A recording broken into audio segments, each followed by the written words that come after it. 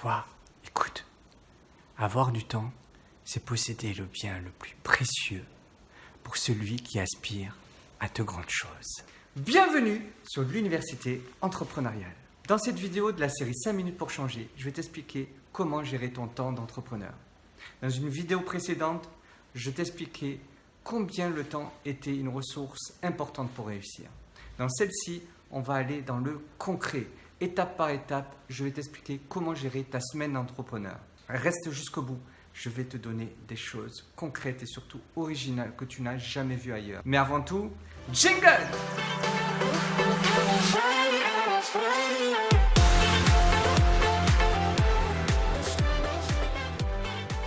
Le temps est une ressource plus qu'importante, elle est essentielle. Et pour savoir ce que tu dois en faire, il faut avoir très clairement en tête une vision donc claire et précise de ce que l'on souhaite dans sa vie.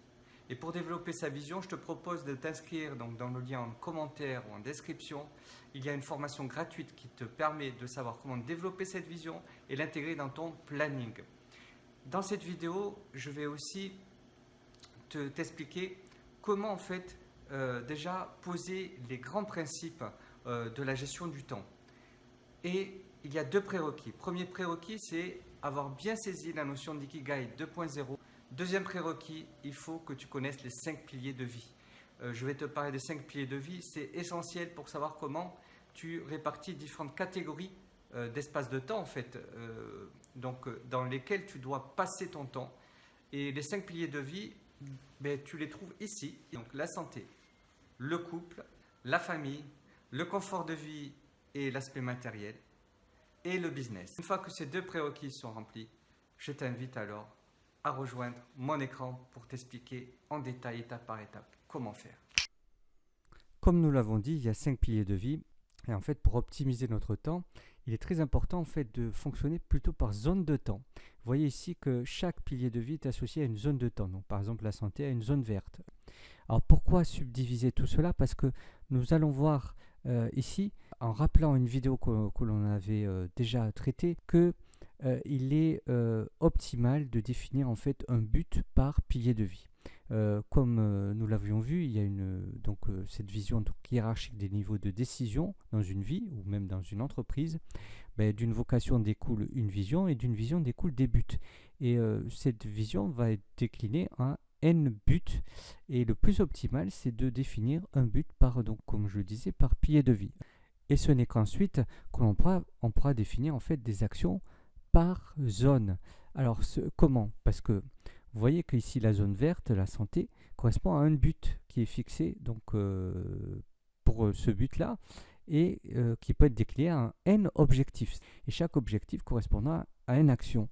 Et ce n'est que lorsqu'on aura défini donc l'action qu'on pourra mesurer la durée de l'action. Alors moi je mesure plutôt un nombre de pomodoro plutôt qu'un nombre d'heures. Ça me permet d'optimiser mon temps d'exécution. Une fois qu'on aura cette durée, on peut le planifier dans le temps. Vous voyez ici une semaine de temps, donc lundi, mardi, mercredi, etc. jusqu'à dimanche.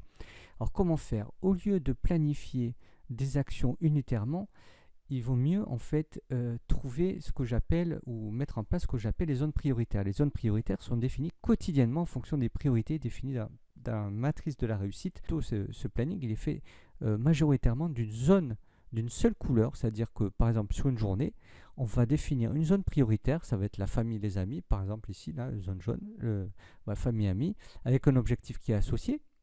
Et donc on pourra réaliser les actions qui sont associées à l'objectif de la zone jaune, et du but aussi qu'on s'est donné, de l'objectif précisément que l'on a associé à ce but. Et si il nous reste du temps dans la journée, on peut même y inclure des actions d'autres zones qui peuvent être faites rapidement, même si elles ne sont pas prioritaires. Concernant la zone verte, exception faite à la zone verte. Pourquoi? Parce qu'on a besoin en fait de cette zone verte tout au long de la semaine et donc il est important de la répartir de façon régulière durant toute la semaine à travers un rituel planning par exemple. Cela nous permettra de garder une énergie tout au long de la semaine, nous permettant de réaliser toutes les actions que nous devons faire. Einstein le disait très bien, ce n'est pas le temps ou bien l'espace qui influe sur les corps, mais bien les corps qui influent sur le temps et l'espace. Donc nous sommes les seuls maîtres justement de notre temps et de l'espace que nous avons choisi pour nous révéler, pour nous épanouir. Donc trouvons cet espace de jeu, organisons notre temps autour de ce qui est essentiel et vous verrez, vous réussirez. Je vous dis à une prochaine vidéo et succès à vous les amis. Ciao!